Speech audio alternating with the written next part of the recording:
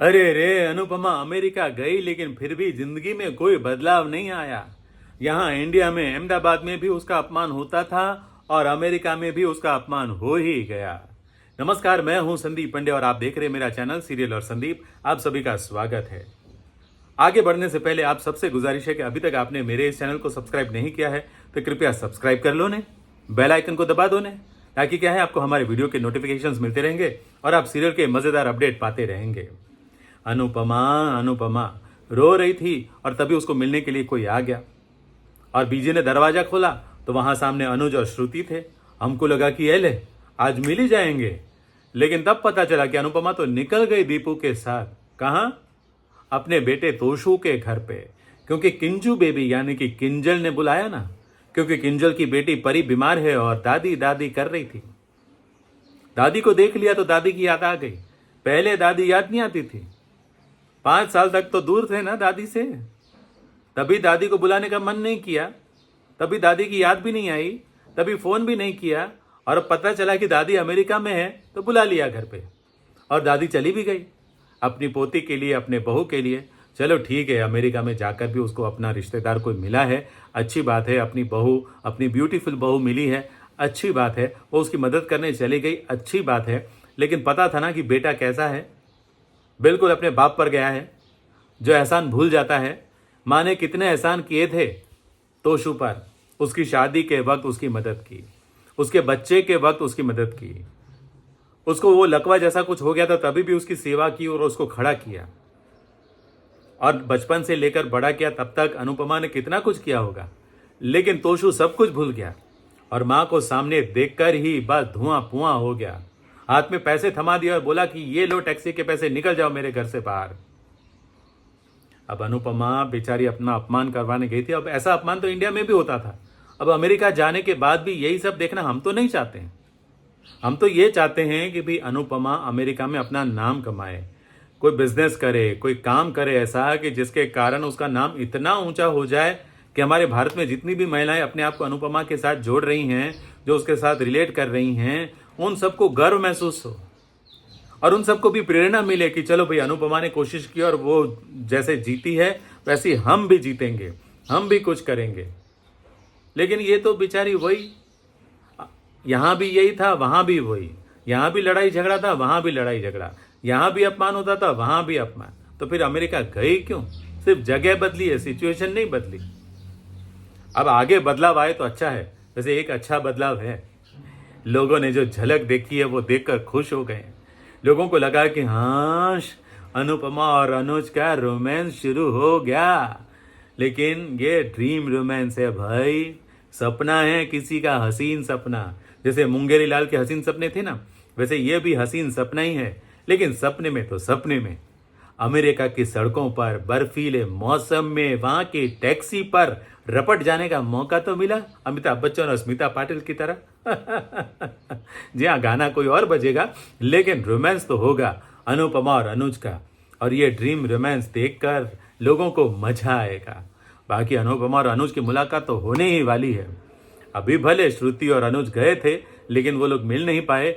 आध्या को टेंशन आ गई थी, लेकिन अब आध्या को थोड़ी राहत मिलेगी। लेकिन आगे जब मिलेंगे तब आध्या फिर से परेशान हो जाएगी।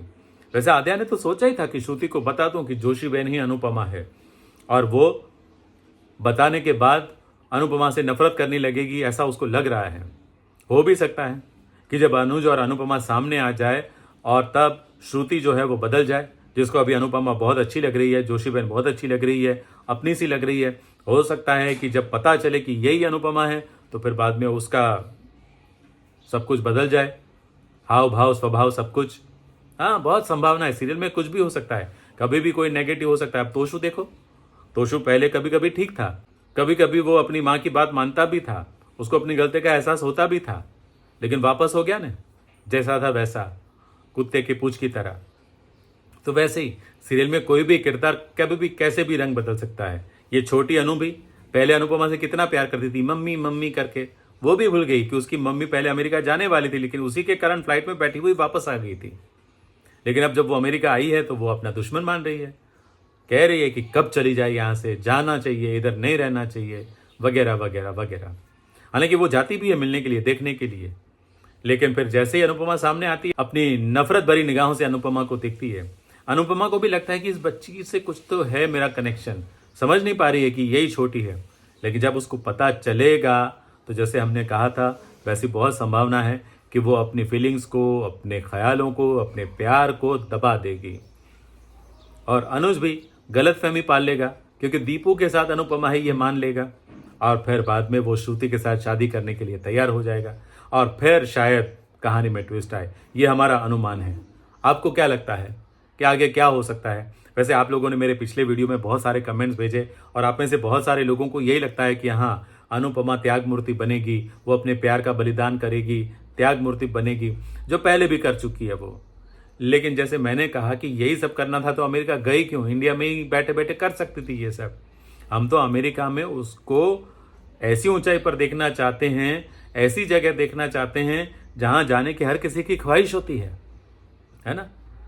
अब देखते हैं कि अनुपमा कैसे वहां उस जगह पर पहुंचती है भी या नहीं, या फिर यही रिश्तों के भंवर में फंसती रहेगी, कोई भरोसा नहीं है। अब कहानी किस तरह मोड़ लेगी, कैसे आगे बढ़ेगी, कोई नहीं कह सकता। दूसरी तरफ बापूजी की एंट्री हो गई है और माही जो घर से जा रही थी, काव्या उसको हॉस्टल में छोड़ने जा रही थी, तो बापूजी ने वापस बुला लिया है और वनराज को बोल दिया है कि मेरी बहू और मेरी पोती इसी घर में रहेगी। तुम उसे प्यार करो ना करो, तुम उसे अपनी बेटी मानो ना मानो, लेकिन वो यहीं रहेगी हमारे घर में। तो फिलहाल माही तो रह गई है। अब बच्चों की खुशी तो मिल गई है, लेकिन वनराज बहुत दुखी हो गया है। हालांकि काव्या को थोड़ी सी खुशी मिली है, लेकिन उसको तो पूरी खुशी तभी मिलेगी ना जब वनराज अपनी बेटी को एक्सेप्ट करेगा। लेकिन बापूजी के मुख से एक नई बात जानने को मिली कि पाखी की बेटी उसकी अपनी नहीं है, वो भी एडॉप्टेड है। ये कब हुआ, कैसे हुआ, इसके पीछे क्या स्टोरी है? और अधिक उसके लिए इतना लड़ रहा है। जिस तरह से वो लड़ रहा था वो सुनकर तो ऐसा लगा था कि जैसे वो उसकी खुद की अपनी बेटी है, लेकिन नहीं, वो उन्होंने अडॉप्ट की हुई है। देखते हैं अब कहानी में किस तरह के मोड़ आते हैं। आप भी बताइएगा हमें कमेंट करके। आपके विचार जानकर, आपके कमेंट पढ़कर हमें बहुत अच्छा लगता है। आज का ये वीडियो भी अच्छा लगा ना, तो लाइक कीजिए, शेयर कीजिए अपने दोस्तों के साथ, और हाँ, हमारे चैनल को सब्सक्राइब करना मत भूलिएगा। Thank you very much.